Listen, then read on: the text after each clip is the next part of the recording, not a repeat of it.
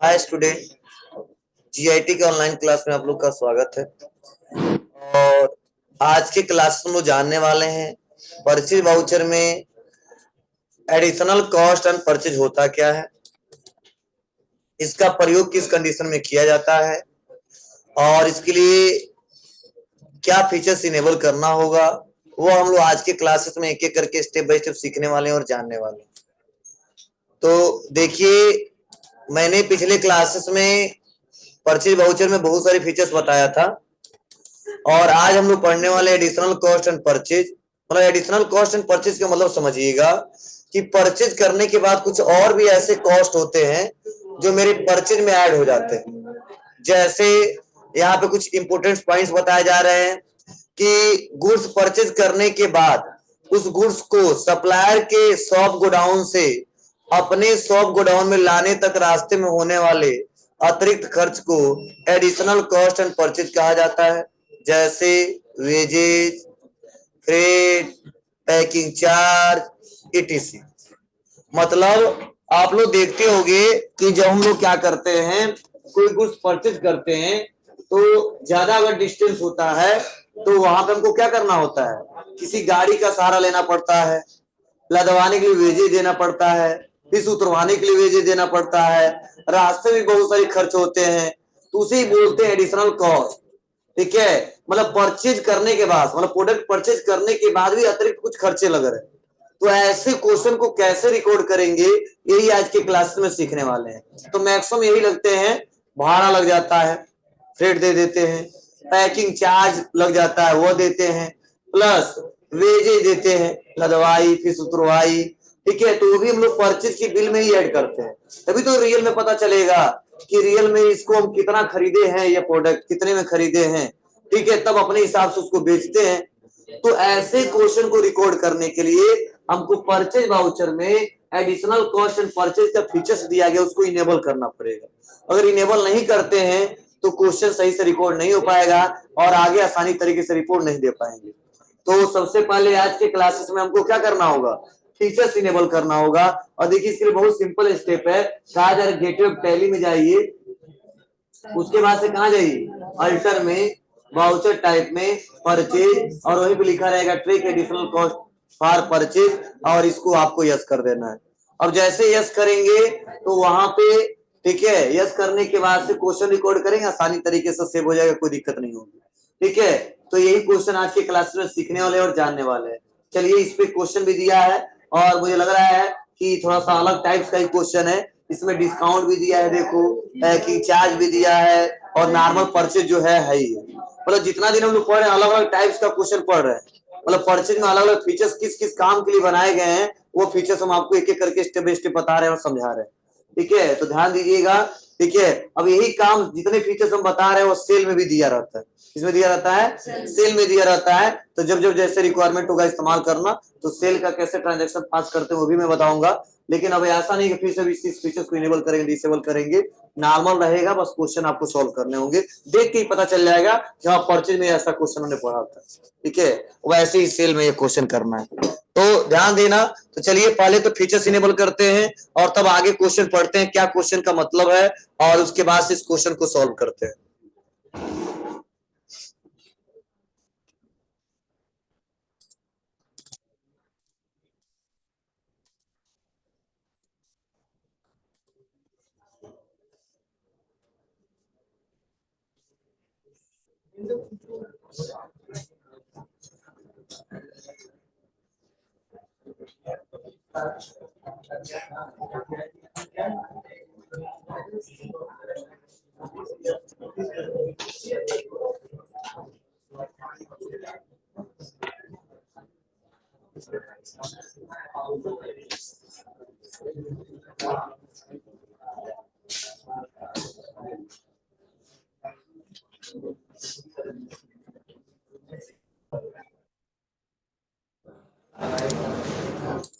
जो लोग जुड़े हैं स्क्रीन ना शेयर करें।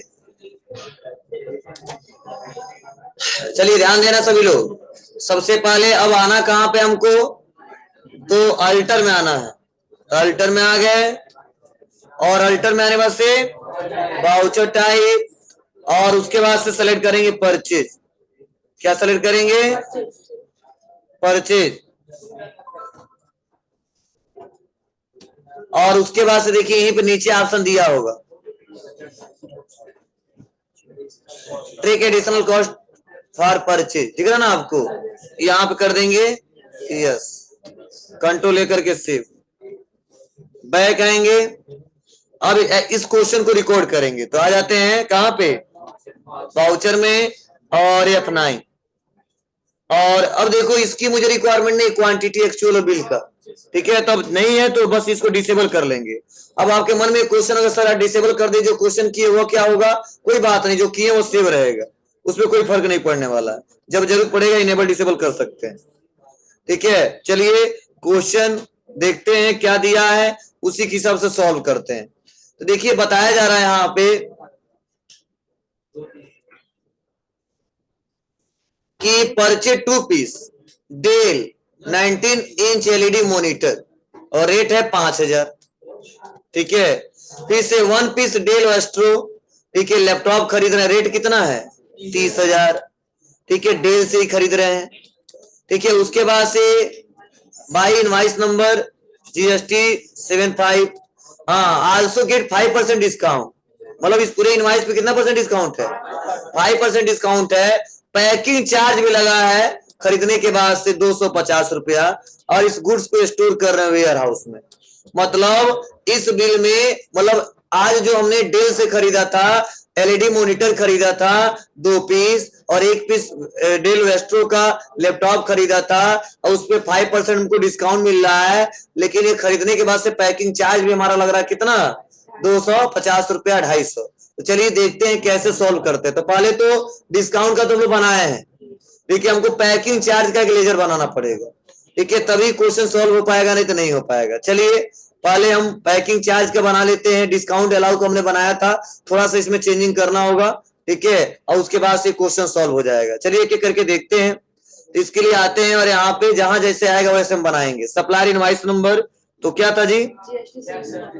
जी जीएसटी। चलो उसके बाद से पार्टी नेम बना है पहले से, डेल इंडिया प्राइवेट लिमिटेड है। चलो उसके बाद से परचेज लेजर तो लोकल के ही है। नेम ऑफ आइटम तो चलिए डेल एलईडी मॉनिटर बना है पहले से। कितना पीस खरीद रहे हैं, कहां पर रख रहे हैं? वेयर हाउस में। 1 पीस है, 2 पीस और रख ले रहे हैं। रेट कितना है? 5000। क्लियर है? फिर से दूसरा आइटम लैपटॉप है, 4 पीस पड़ा हुआ पहले से, और 1 पीस और रख रहे हैं, 5 पीस हो जाएगा। हाँ 31,200 में खरीदे थे, इस बार कितना आया? 30,000 में। अब टोटल बिल कितना आ गया? 40,000, लेकिन इसमें डिस्काउंट भी हमको मिला है, तो यहाँ पे लेंगे डिस्काउंट अलाउ, लेकिन यहाँ पे हमको लेजर सही करना होगा। इसका क्या करना होगा जी? अब यहाँ पे समझने की कोशिश करना, यहाँ पे डिस्काउंट अलाउ आ रहा है, तो यहाँ पे जैसे हम करेंगे कितना परसेंट डिस्काउंट है? आल्सो 5% डिस्काउंट, दिख रहा है आपको ना? तो यहाँ पे अगर आते हैं तो लिख देते हैं माइनस, क्या है? 5। इंटर बटन दबाएंगे तो अपने आप आ जाएगा, वो आ रहा है। तो बस क्या करना है, आसानी तरीके से हो जाएगा।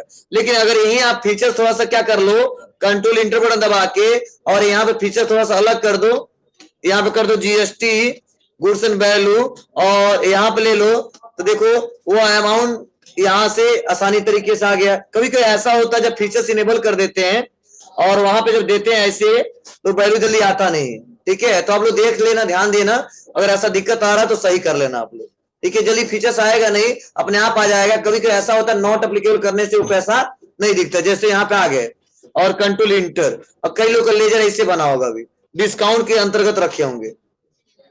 डिस्काउंट किसके अंतर्गत रखे होंगे? मतलब डिस्काउंट में रखे होंगे, तो उसके चलते जानते हो वहां पे अमाउंट लेने ही नहीं देता। आ रहा है? नहीं आ रहा है, तो कभी भी लेजर गलती मत करिएगा। क्या रहेगा आपका?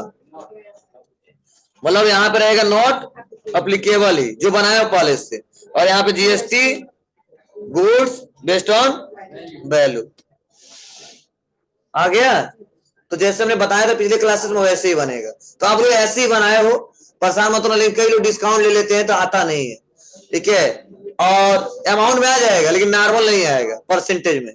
तो परसेंटेज में लाने के लिए कहाँ लिखेंगे, रेट के सामने माइनस लगाएंगे और लिखेंगे 5, तभी तो घटेगा जी। तो यहाँ पे देखो 40,000 आता, माइनस हो गया 2,000, तो कितना आ गया 38, ठीक है।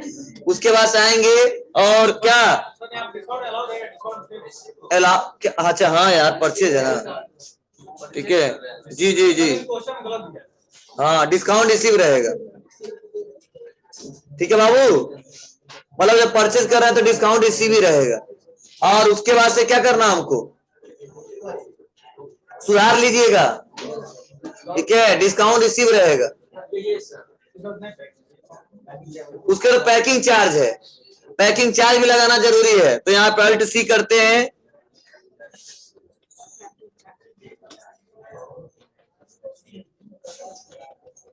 Charges, indirect expense, GST not applicable, GST goods based on value, कितना पैसा है, तो माइनस यहाँ पे लिखेंगे, परसेंटेज में तो है नहीं। मतलब देखो जब परसेंटेज में होते हैं यहाँ पे लिखेंगे रेट के सामने, और जब अमाउंट में हो तो अमाउंट के सामने। इतना ध्यान रहना। मतलब कोई कई बार क्वेश्चन पूछ देंगे भाई कैसे निकालोगे, तो यहाँ पे जब अमाउंट पे आओ तो नहीं करेगा, कोई मतलब नहीं है। तो जब परसेंटेज में डिस्काउंट हो तो वहां पे हमेशा रेट के सामने माइनस करेंगे, और जब अमाउंट में हो तो अमाउंट के सामने ही माइनस कर देंगे। तो माइनस 200, नहीं पैकिंग चार्ज है ना, ऐड करना है, पैकिंग चार्ज है तो ऐड करना है, घटाएंगे नहीं, डिस्काउंट है तो घटाएंगे।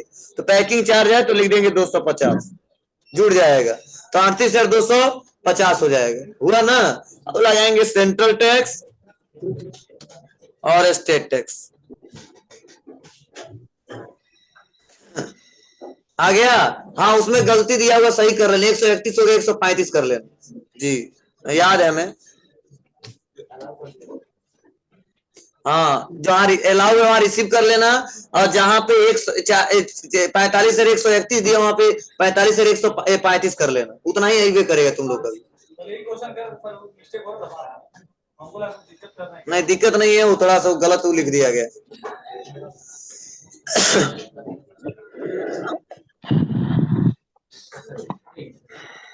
क्लियर बाबू, बोल हो जाएगा। तो आप आसानी तरीके से ही आना चाहिए अमाउंट आप लोग का, ठीक है। 45 से 135, और ऐसे ही आप लोग को बस बना लेना है, और इंटर इंटर और एक्सेप्ट कर लेना है। मतलब जितना उसके बाद खर्चे होंगे सब बिल में जुड़ जाएगा, डिस्काउंट को माइनस करेंगे बस। क्लियर है, बोलो। चलिए, अरे यार माइक्रोफोन बंद करो अपना अपना तुम लोग। बैक आते हैं। अब देखिए अगला क्वेश्चन वो कर लेना आप लोग, सेम वैसा ही है। यही बताया जरा कहाँ कहाँ कैसे लेजर बनाएंगे। देखो 21 नंबर सेम है, दिख रहा आपको। चलिए हम आते हैं और यहाँ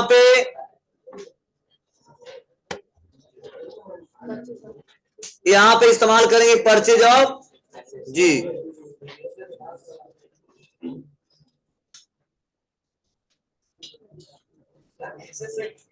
एसेट्स करना सही कर लेना, परचेज ऑफ एसेट्स हो गया। चलिए इसका मतलब क्या है समझने की कोशिश करना आप लोग। तो देखिए जब भी हम कोई एसेट्स परचेज करते हैं तो हमेशा उसको रिकॉर्ड करते हैं जनरल वाउचर में, क्योंकि जनरल वाउचर एक ऐसा वाउचर है जिसमें एडजस्टमेंट की एंट्री की जाती है।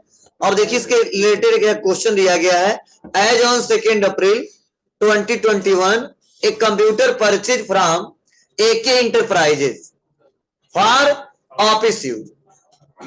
क्या है जी, जो कंप्यूटर खरीद रहे हैं किसके लिए खरीद रहे हैं, फॉर ऑफिस यूज, ठीक है। और इनवाइस नंबर दिया है 55, और कितने रुपए का खरीद रहे हैं, क्लियर है ना। तो ऐसे क्वेश्चन को कैसे रिकॉर्ड करेंगे, तो बहुत सिंपल तरीका है। मतलब टोटल हमने कितने में खरीदा है, 30,000 में, मतलब इसी में जीएसटी के साथ पूरा पूरा ऐड है, 30,000 में टोटल मिला ही मिला था हमको एसेट्स, ठीक है। तो बहुत सिंपल तरीका है, आसानी तरीके से कर ले जाएंगे। कैसे करेंगे, तो देखो इसको बताया जा रहा है कहाँ कहाँ जाओगे, लेकिन फिर भी यहाँ पे मेंशन नहीं हो पाएगा। हम आ जाते हैं और वाउचर में, किस वाउचर में? जनरल वाउचर में। और जनरल वाउचर के लिए शॉर्टकट क्या होता है? F7। क्या होता है बाबू? F7। जनरल वाउचर के लिए शॉर्टकट क्या होता है? F7। आ गया। अब जनरल में पूछा जा रहा है डेबिट किसको करना है? क्या डेबिट किसको करना है? तो हमें क्या करना है डेबिट जी? कंप्यूटर को। तो कंप्यूटर का बना नहीं होगा, Alt C करेंगे और लिखेंगे कंप्यूटर। ओके, चलिए खड़े जाओ। अंकुर फिक्स एसेट्स है, तो यहाँ पे जो अंडर ग्रुप रहेगा वो फिक्स एसेट्स रहेगा। क्या रहेगा? फिक्स एसेट्स रहेगा। ठीक है, अभी नॉट अप्लीकेबल करते हैं। पूरा टोटल जीएसटी के साथ इतना में हम खरीदे थे। कितना? 30,000 का। मतलब अरे कंप्यूटर आ रहा तो डेबिट करेंगे 30,000 से। अब इंटर दबाते हैं। अब किससे खरीद रहे हैं? एक के तो बना होगा, एक के इंटरप्राइजेस का। क्रेडिट कर देंगे। ठीक है, और क्रेडिट कर देंगे तो यहाँ पे न्यू रेफरेंस नंबर के अगेंस्ट कर देते हैं, जिससे वो पता चले कि किस बिल के, क्योंकि पैसा भी देना पड़ेगा इनको ना जी। तो न्यू रेफरेंस कर देते हैं और रेफरेंस नंबर क्या कर देते हैं? 1 कर देते हैं जनरल वाउचर के हिसाब से। और बस यहाँ पे अमाउंट उतना ही है, 30,000।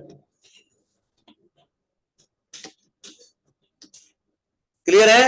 मतलब अगर आगे चल के हम पेमेंट करें तो आसानी तरीके से रेफरेंस के अंतर्गत पेमेंट कर सके। नहीं रहता तो ऑन अकाउंट भी कर लेते, कोई दिक्कत नहीं था, लेकिन हमने बता दिया इस रेफरेंस के अंतर्गत है। और क्या कर दिया इसको? सेव। अब बताओ ये कंप्यूटर, बताओ अभी तक हमारे बैलेंस शीट में कंप्यूटर का कोई अमाउंट दिख रहा था? नहीं दिख रहा था, और दिखना चाहिए ना। अरे फिक्स एसेट की साइज दिखना चाहिए। ठीक है, तो बैक चलते देखो दिखेगा। आ जाते हैं बैलेंस शीट में और अल्ट प्लस F1 देख लो। फिक्स एसेट्स कितने का है? कंप्यूटर कितने का है? 30,000 का। ऐसे मान लो हम HP का लैपटॉप खरीद लिए। क्या खरीद लिए? HP का, मतलब व्यापार को चलाने के लिए। अल्ट C समझने की कोशिश करना, थोड़ा सा एग्जांपल के तौर पर और समझा दे रहे हैं। HP लैपटॉप जिससे आपको क्लियर हो सके ऐसे बनाएंगे। ये भी एसेट्स ही है, नॉट एप्लीकेबल। इस समय दे दिया टोटल, हमको बता दिया जीएसटी के साथ कितना पैसा देना है आपको। ठीक है, टोटल हमको देना है, ठीक है, 25,000 कैश नगद खरीद लिया। क्लियर बाबू? अब कोई कहता नहीं आपके पास जो कंप्यूटर पड़ा हुआ किस किस कंपनी का, कितना कंप्यूटर, क्या अमाउंट है उसका, कितने कितने में खरीदे थे, तो आ जाते हैं बैलेंस शीट में अल्ट प्लस F1। तो केवल कंप्यूटर पड़ा हुआ देखो मेरे पास 30,000 का, और लैपटॉप पड़ा हुआ 25,000 का। समझ आया? ऐसे लोग बताते हैं, नहीं तो पता नहीं चलेगा क्या हो रहा है। ठीक है, तो ऐसे जब भी कोई व्यापार को चलाने के लिए कोई सामान खरीदते तो एसेट्स में ही जाएगा। ठीक है, नहीं तो गुड्स में दिखने लगेगा, यहाँ पे दिखवे नहीं करेगा। ठीक है, संपत्ति में दिखवे नहीं करेगा। ये संपत्ति नहीं मेरे व्यापार का, व्यापार को चलाने के लिए हेल्प कर रहा है। एसेट्स इसको बेचने के लिए नहीं खरीद रहे हैं। और इसको बेचने के लिए खरीदते तो आराम से वहीं पे डालते कि कौन सा आइटम है, ग्रुप क्या है, कितना % जीएसटी है, बस। समझे? तो ऐसे में आसानी तरीके से रिकॉर्ड कर सकते हैं। 2 एग्जांपल मैंने बता दिए इससे रिलेटेड, आप लोग और भी बना के देख सकते हो।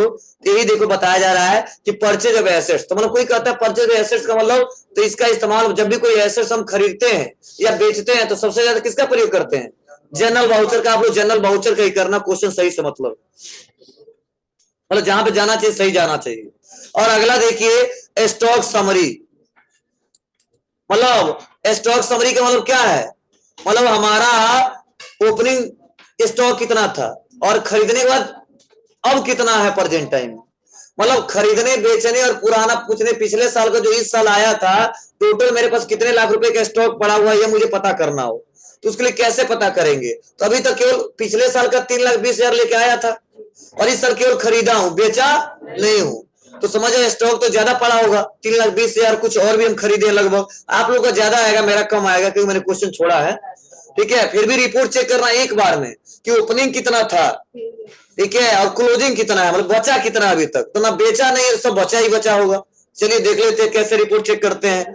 लिखा गया है स्टॉक समरी। तो स्टॉक समरी देखने के लिए, डिटेल में देखने के लिए कहां जाएंगे सुन लो। गेट ऑफ टैली में जाएंगे, उसके बाद से जाएंगे स्टॉक समरी में, उसके बाद से कॉन्फ़िगर करेंगे, और यहीं पे एक ऑप्शन आएगा शो ओपनिंग बैलेंस, यस कर देंगे। ठीक है, फिर से शो गुड्स इनवर्ड, इसको भी क्या कर देंगे? यस कर देंगे। उसके बाद शो गुड्स आउटवर्ड, इसको भी क्या कर देंगे? यस कर देंगे। और वहां पे बीच में 2 और ऑप्शन आएगा, तब इसके बाद ये ऑप्शन आएगा। ठीक है, तो बीच में काटना नहीं है इसको। ठीक है, बीच में ऐड करवा देंगे, 2 और ऑप्शन है, वो छूट गया है। ठीक है, तो इसको भी सही कर लेना, इसे एरो की बना के। ठीक है, तो कैसे करना है तो बता रहा हूं, मतलब दिखा देगा रिपोर्ट सारा। तो आ जाते हैं कहां पे, तो सबसे पहले गेट ऑफ टैली में, और कहां आ गए, स्टॉक समरी। और स्टॉक समरी तो दिख रहा है, इसमें प्रेजेंट में पता चल रहा है मेरे पास क्लोजिंग बैलेंस कितना बचा, कितने का, 8,86,550 रुपए का स्टॉक पड़ा हुआ है। लेकिन हम चेक करना चाहते हैं ओपनिंग कौन सा है और इस साल कितने का खरीदा है, तो यही पे दबाएंगे क्या, F12। तो देखो यहीं पे ऑप्शन आएगा, so opening balance, yes, so goods inward, yes, so goods outward, yes. ठीक है, ये तीनों को यस करेंगे, फिर से नीचे आ जाएंगे, और यहीं पे 2 ऑप्शन छूटा है, टाइप्स ऑफ ग्रुपिंग, तो यहां पे ले लेंगे स्टॉक आइटम वाइज, लिख लेना। मतलब तीनों यस करने बाद आएगा, पूछेगा टाइप्स ऑफ ग्रुपिंग, तो लेना stock item wise. Stock item नहीं समझ आ रहा तुम लोग को, रिमूव कर दें। देखिए टाइप्स ऑफ ग्रुपिंग, तो स्टॉक आइटम वाइज। ठीक है, और अगला पूछेगा फॉर्मेट ऑफ रिपोर्ट, तो लिखना डिटेल, बस बस यही सही करना है। उसके बाद से पूछेगा फॉर्मेट ऑफ रिपोर्ट, देखो फिर से कोई स्क्रीन शेयर कर रहा है,